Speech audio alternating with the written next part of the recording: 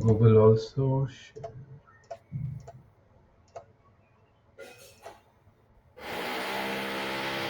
Just go on mute, no? Just go on mute if you're not speaking. There's a bit of a background noise. So I hope my screen is visible to all. Pavan, is my screen visible to you? Okay, I assume the screen is visible. So let's quickly go on to question number 56. Okay, so we're gonna close the pending 5 questions from last week. Okay, once again, we don't have to rush through. These are going to be slightly on the complex side of it. Okay, so hence it's important that you kind of read through everything. Okay, so don't rush. Even in exam, my simple thought process to all of you is please spend enough time reading the question. Okay, so start now.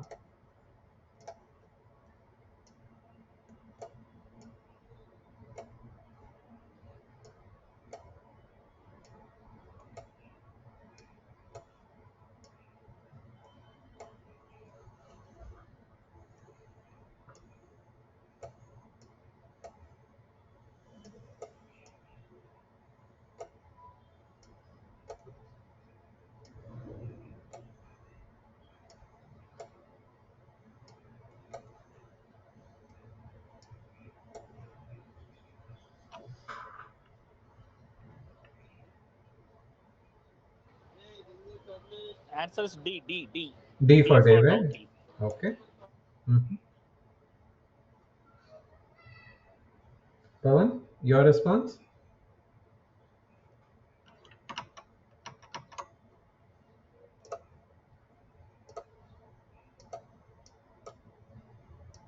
Pawan, if you're able to hear us, your response, please. B. B for Bombay. B for Bombay. Okay. Okay. Okay. So let's kind of go step by step, right? So first of all, let's eliminate the answers which are absolutely not making any sense. Okay. So let's understand what's happened over here. So there is a program that's being run which is primarily around consolidating 3 regional call centers into one central location. Okay. So it happens, right? Organizations have call centers across 3 different geographies, and now they want to do is consolidate into one. Okay, now program as such on the execution and everything is all fine. Okay, however, there is a key business environment change that has happened. Now, why this change has happened? This change has happened because of a external event. And what's the external event? The event is there is a new government incentive program. Okay, so for example, in India also, you would understand that there are different SEZs and other things that come through, right? Wherein within India itself, different SEZs will give different kind of facilities. You call it special. SEZs are basically special economic zones. Similarly, there would be manufacturing zones. So there would be a lot of incentives that either the central or the state governments will do within a country, and similarly, different countries will do it as well. So, for example, Taiwan. Okay, so Taiwan is one of the global leaders around chip manufacturing. So every chip that we mostly talk about is getting manufactured and in certain cases also designed in Taiwan. Okay, so in this case, what has happened is, well, the key purpose was to kind of go ahead and bring efficiencies and standardize the service, okay, at a central location from 3 separate locations. Now, immediately there is a change that has happened, and this change is kind of a risk, okay.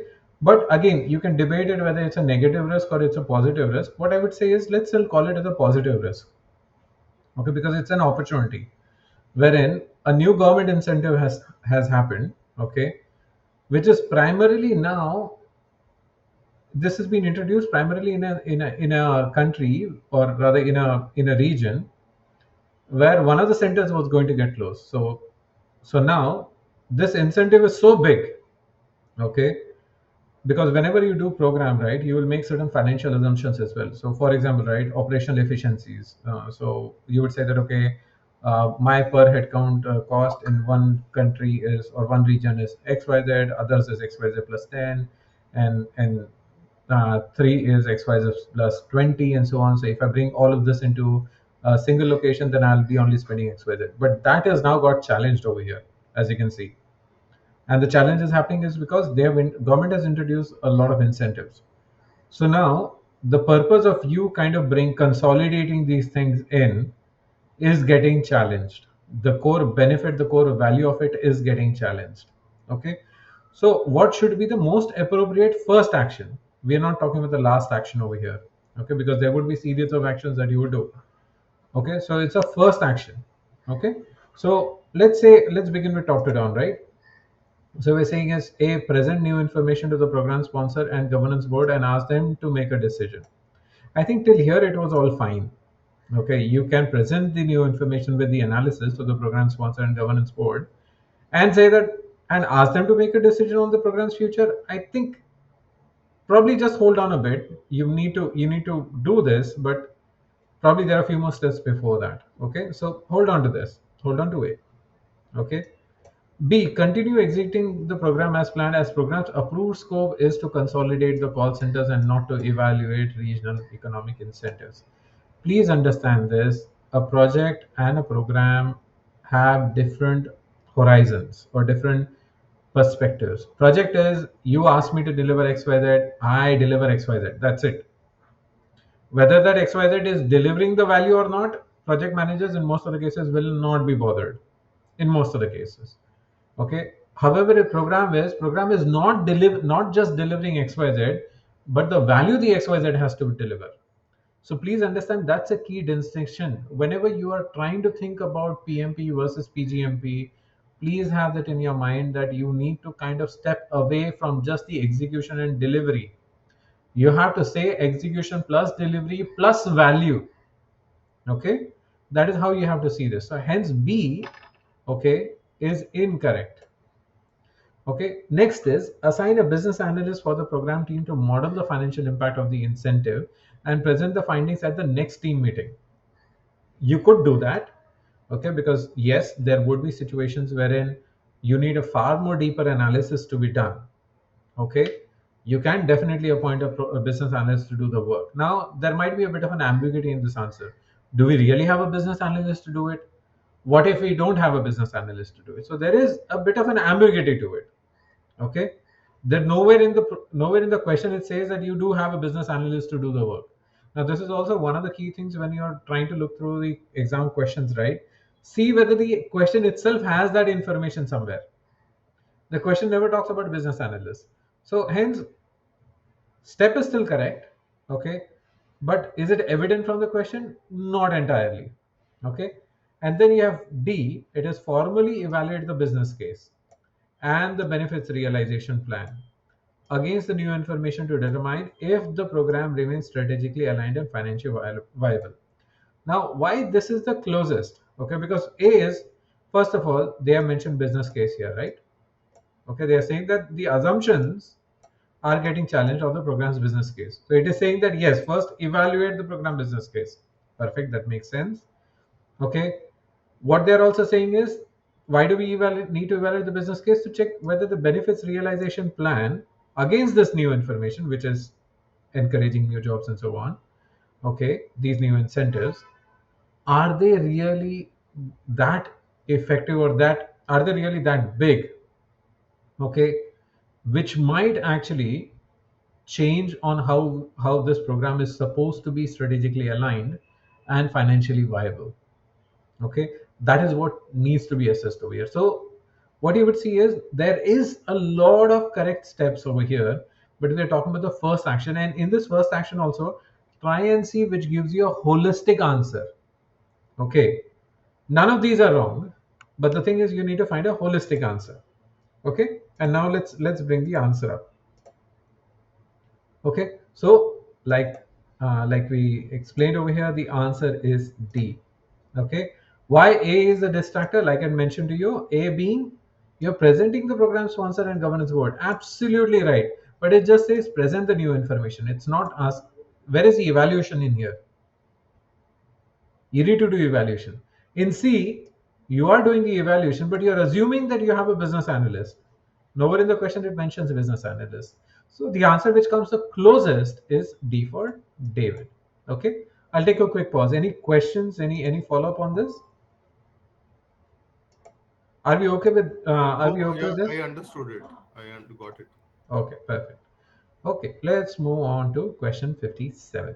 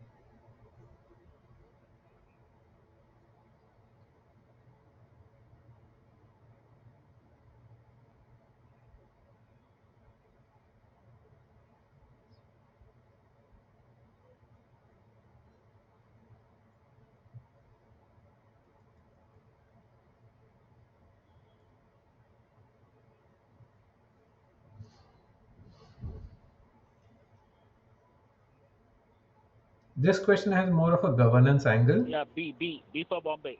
B for Bombay. Okay. Mm-hmm. Pawan, your response? Yeah, D for Delhi. Okay. Uh, okay. Let's kind of walk through it. Okay. Before I even give a walkthrough, right? Please try and separate your mindset as to what you actually do at work versus how PMP believes, or rather PMI believes. I should not say PMP because we're talking about PGMP over here. Of how PMI believes we should operate. Okay. Now I do agree that there could be situations in real life which may not work in textbook situations. But however, what you need to appreciate over here is, because there is so much ambiguity in real world, we should try our best to reduce the ambiguity. Okay. But when you're appearing for exams like PMIs, PGMP in this case, please be mindful that we are still talking about an ideal world, okay, wherein things have to take shape. Okay. So let's go bottom to up this time. Okay. First thing first over here is allow the QA team to be, sorry, let me explain the question. So question is very simple, right? So you're creating a new software, and which has three integrated products. Okay. And one of the key governance factors over here, so this question is more on the governance side of it. Okay, one of the key governance factors over here is all the testing, okay, around the quality will happen at a program level. Okay, because I think there might be a bit of an integration in there wherein individual testing may require an additional testing to happen. Okay, which I think they do say, right, will perform all final integration and acceptance. Okay, and it happens also, right? Sometimes there was uh, one global platform that I had launched, which had five different products interacting in it. Okay. And while individual testing was done, there was still an end-to-end kind of a testing required on that. Okay, wherein my team, I had a kind of semi quality assurance team under me, wherein I had instructed them that you're going to perform all the testing. Just because one component change has happened or one product change has happened, we need to see end to end whether it's working correctly or not, which is what is being asked over here. Okay. Now, what has happened over here is one of the project managers, obviously who's under the schedule pressure, which is always going to happen, has released a major component. Okay. He has released a major component to the QA team without completing the internal unit testing. Okay. So he was as per governance, he was supposed to do an internal unit testing, and then he was supposed to pass it on to the QA team. He has not done that. Okay. So primarily he has not done his job. And it also says it's a major component. Now, we could always go back and debate over here that as a program manager, we will be empowering our team members, in this case, project managers, to make the right decisions. However, you have to be mindful, this is more of a governance question. This is not a simple question around a project manager trying to introduce something which is not going to, which is something not major and may not actually hamper the overall program. This could actually hamper the overall program altogether. He introduces something without doing the testing. When people start doing the testing, something else might go wrong because of how his testing or how his design has been. Okay, so hence you have to be extremely careful as to what you're trying to say over here. Once again, I understand that PMP will have a delivery mindset. I get that point. PGMP, you need to have a value mindset. Okay, over here, the point is we need to deliver a value which is going to be delivered out of a new software suite. Okay, so now let's go bottom to up. Allow the QA team to begin testing, but instruct them to perform the missing units test themselves and then add extra effort to the project's budget. First of all, directly saying that, okay, whatever you do, it's okay. Come on, governance doesn't work that way. Imagine this, if this would have been something in the healthcare sector. Do you think it's fair in the healthcare sector that the project team is passing on the project to production, okay, without doing the necessary testing? Absolutely wrong. Okay, and let's be very clear, right? The first line itself says, okay, dictates that a centralized QA team will perform all the final integration and acceptance testing. So it's very clearly saying that it has to go through that. And under that also, the individual project teams are required to finish their internal unit testings. So that's how the governance is. So D is absolutely wrong. Okay, you just cannot allow people to kind of completely skip out the governance part. That's really wrong. Next one, accept the component into QA to avoid delaying the schedule, but create a new high priority risk in the program test register related to the component's quality. Again, are you really solving the problem? What kind of behavior are we encouraging over here? Imagine this: the governance has become so important that when you're having a phase gate review, you'll actually have to present all these testings evidences to the steering committee, and the steering committee will come back and ask who told the person not to do this. If they had an issue on time, they should have let us know in advance. Okay, so hence even this one, right, where we are saying it's okay, fine, we'll just in oh, we know, understand there's a lot of schedule pressure, we'll handle it. Doesn't work that way again, right? So you're not actually resolving it. I'll skip B for a minute and we'll come back to B in a minute. So A, escalate the project manager's non-compliance to the program sponsor. Okay. Yes, if there is a repeated behavior. Yes, if this is purely intentional and it is done in a extremely wrong way. Okay. Yes, you would need to do that. So don't jump onto this saying that they need additional training. Okay, the project manager needs additional training. So there are some videos available on PMP wherein the moment the word training is there, people say go ahead and choose the word training, choose the option that has training. Again, it is something that has to be done, but just understand, right? Escalation is not immediately your aspect. So what you need to do is your answer would be B. Okay, which is what we are kind of seeing over here. What you're saying is simple terms. Yes, is responsible. He needs to ensure that the governance standards are applicable, and he needs to kind of work through all the gates. Okay, it is highly, highly important. That is how it needs to be done. Okay, are we clear with this now? Yeah. Yes. Yes. Okay, so please do not think about execution and delivery only. It's execution, delivery, and value. Okay, Pavan, just have that in your mind when you're going through this. Okay, Yeah. perfect. Let's go on to 58.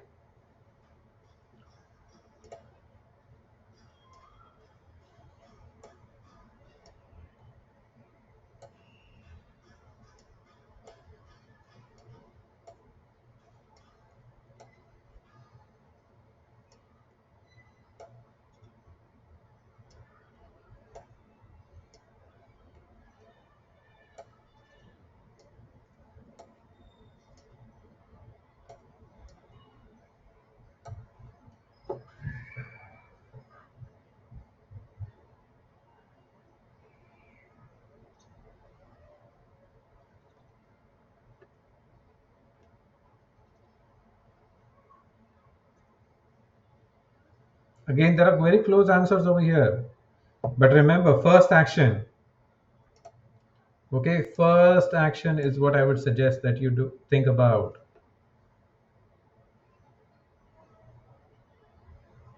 You'll have switch of questions wherein it will say first action. It will also have options like best action. Your answers might slightly change depending around that.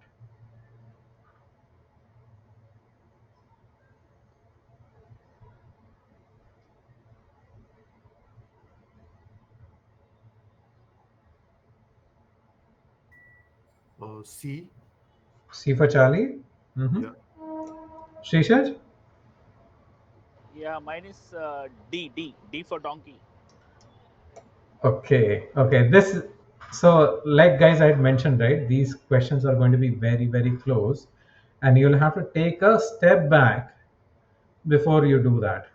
Okay, and let's walk through this question, right? So what has happened is a program is there, and this is you, and the purpose of it is to create a smart grid infrastructure for a utility company, and the program is completely aligned.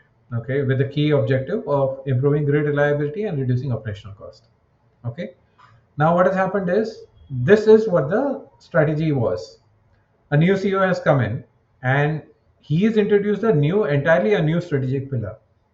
Okay, saying that he wants to become a leader in the consumer renewable energy integration. Okay, so there were two strategic objectives to which it was aligned. Now there is a new strategic objective that is also there. Now, current program plan actually has nothing to do with this new strategy. So what should the program manager do now? Okay. Now, here's a challenge over here, right? That a new strategy has come in. And how should a program manager react to it? Okay. And let's go top to bottom. A. Continue executing the program according to the approved charter on the assumption that a separate program will be created to address new strategic pillar. Again, the moment you see the word like assumption and so on, come on. You guys have read a lot of PMI text. Completely wrong. B. Update the program communication plan to reframe the existing program benefits in a way that shows indirect support for the new strategy. The question is not around communication. Okay. You cannot just communicate something wrong either, right? Direct or indirect, you cannot communicate something wrong. You will get caught, and that's not the right thing to do, right? As a program manager, as an individual, whether you're a program manager or not, ethics is something that has to be followed, right? So even B is wrong. Now let's look into the two close answers which each one of you has given. So one is analyze the program charter and current scope to identify potential integration opportunities and synergies with a new corporate strategy. Okay. um, we already have something that's mentioned that current program plan has no components that directly address this new strategy. So now this is where a bit of an assumption kind of comes in. Does that mean that the program manager has already done the analysis wherein he feels that, well, there is nothing that can be, we don't have any components to it?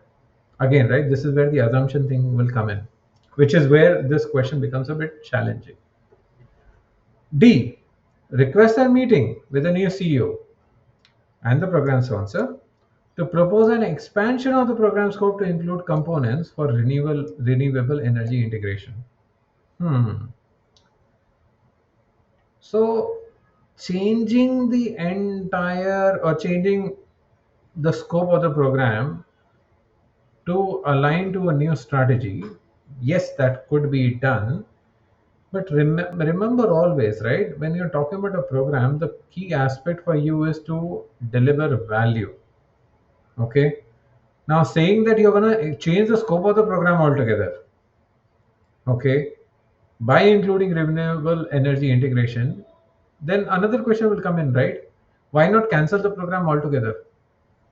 Why do you want to open and why do you want to expand the program scope? Just cancel it, right?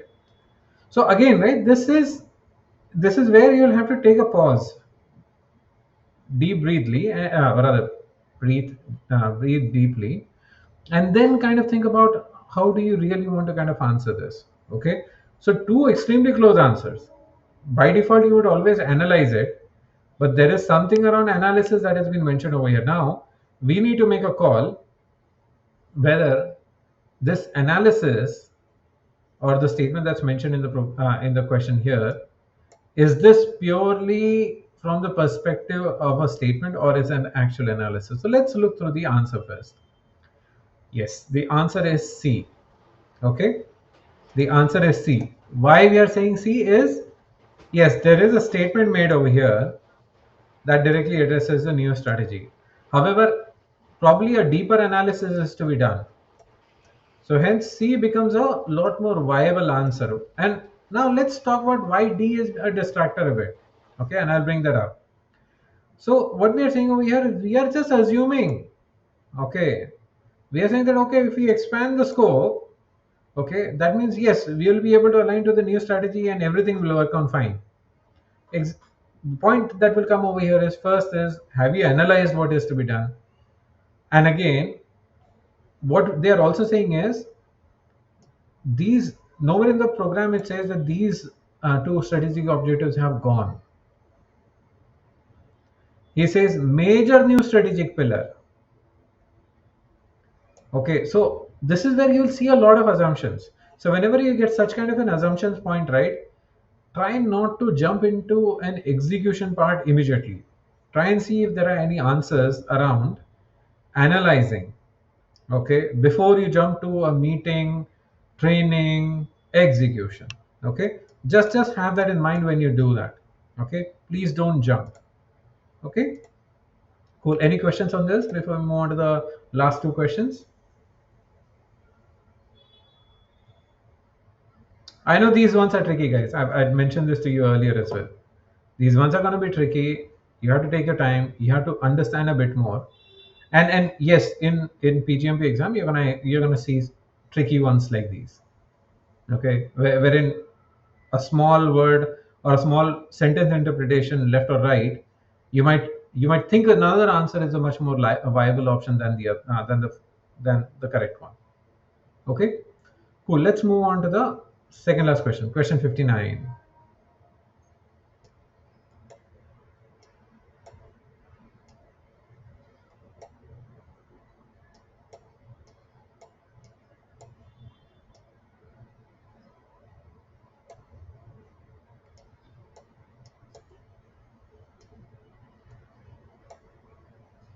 This question is more near to life, right? What is currently happening in the global situation?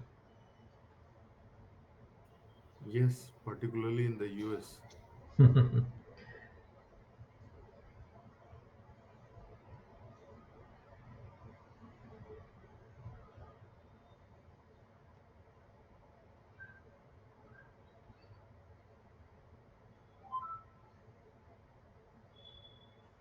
Again, read it. Take a pause. Read it properly. Don't rush.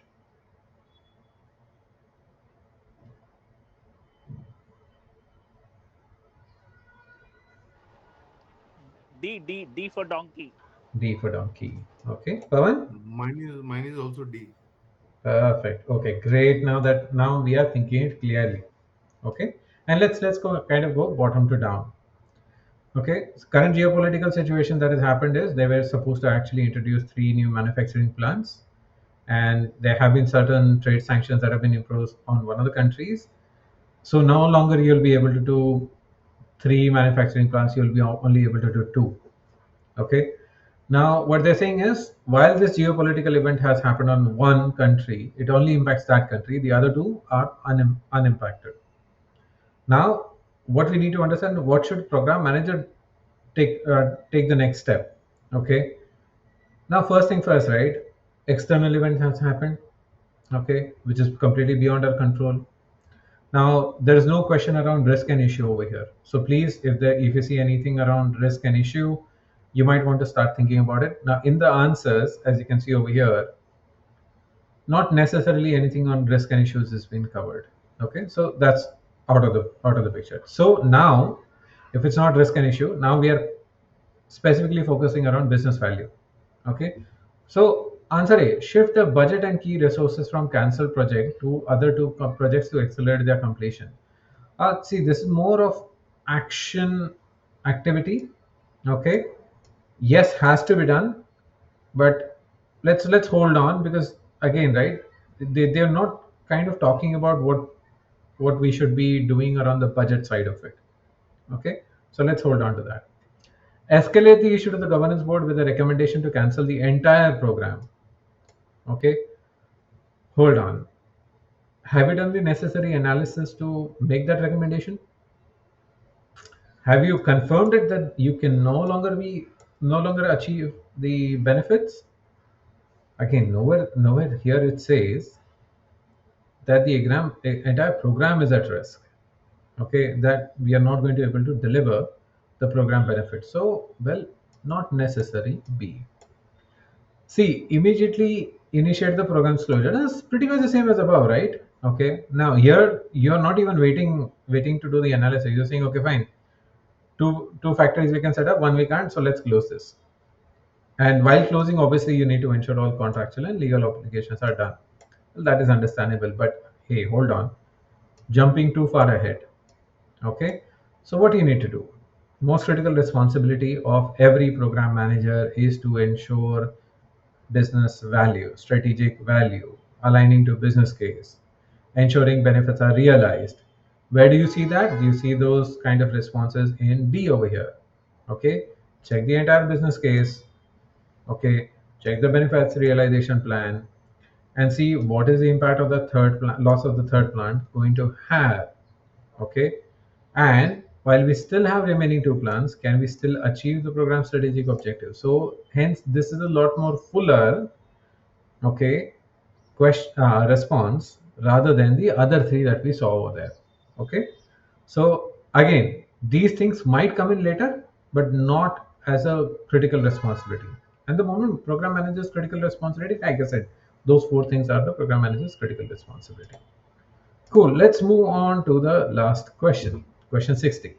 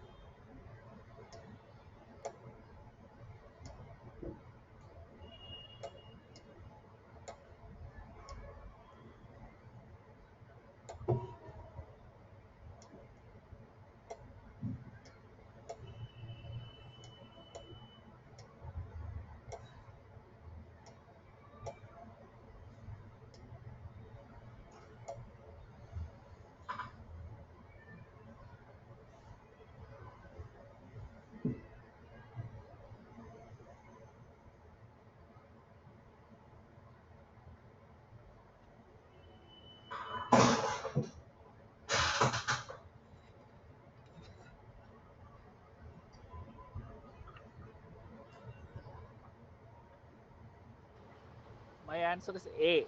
A for apple. Mine, I also go with A only.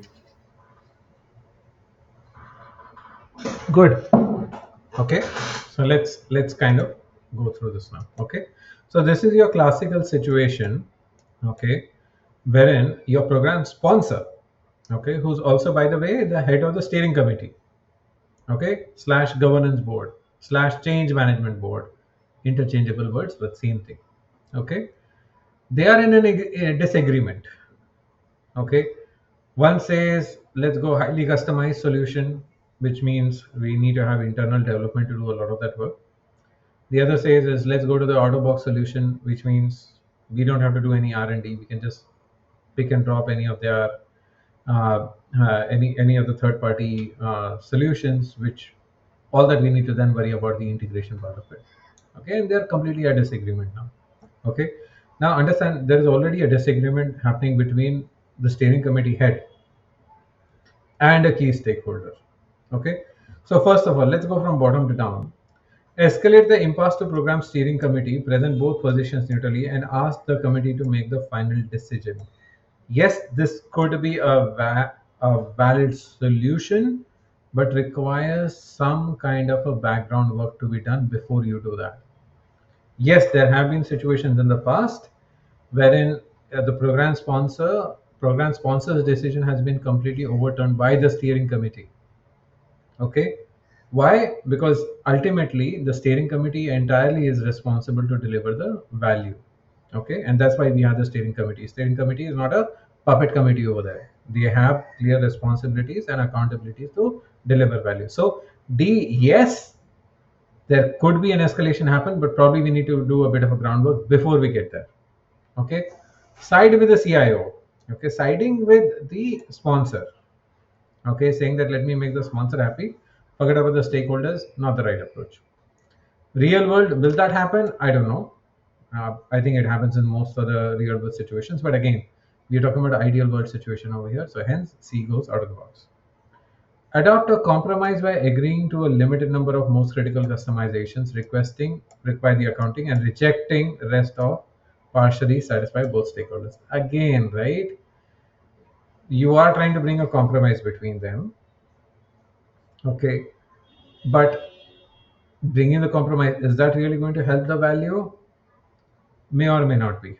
Okay, so directly jumping onto that, I think you may be able to still resolve the conflict, but then you might endanger the entire business value. So B, yes, could be done, but again, right, will needs a lot more assessment to be done whether even if that's the right solution. So now we come down to A and D. Okay, so in this case, now let's bring the answer up, right? As we saw it over here. Okay, the answer is A, because yes, what we're trying to do is we are trying to bring in both of their perspectives. We're going to be clearly facilitating the decisions. We're going to use a lot of analysis. In this case, cost benefit analysis is one of the key things. We can also do different scenario modeling, okay, to understand just not the short term view, but also because sometimes minimize cost may be just aimed at short term. Okay, sometimes generating a highly customized report may be also short term. There's one term. So I used to be heading a regulatory reporting team, and I used to say this a lot. Okay, whenever there was a change in the leadership, there will always be a situation wherein the new leader would want a report to be developed in a different design, in a different breakdown, and so on. Okay, now, right or wrong, what also used to happen is the older reports used to still continue to generate. So the same information is getting presented in multiple ways, and at the end of the day, we're still talking about efficiency. Okay, so things like these do happen in the real world. But again, what we are trying to aim over here is let's talk about what is the best way to do it. The best way over here is yes, let's take a step back. Let's first analyze. Let's do any kind of a modeling if required. Okay, to really check whether the value that the options are available to us, whether they would be exceeding the cost over a long term. Okay, and with those costs exceeding the values, with the value exceeding the cost, it should still align to the program's objectives, and hence A is the right answer. Okay, any questions on this, guys? No, no. Perfect. Okay, so I'm going to stop presenting now. So perfect. Any other questions? I know we got 12 minutes, and I'll stop this recording to initiate the other one. But any other questions anyone had on these questions?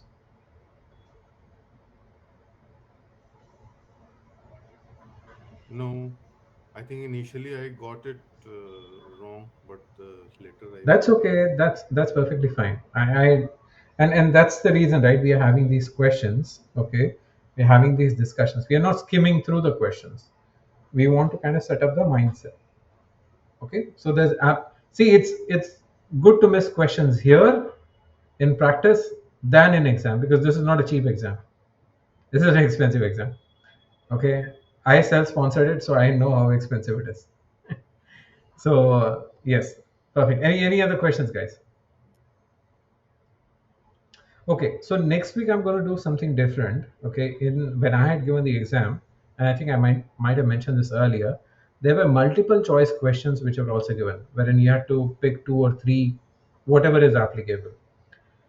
These questions again, they increase the complexity part of it. So I'm going to try to bring at least 5 to 10 of those. Okay, wherein we'll try and go through it.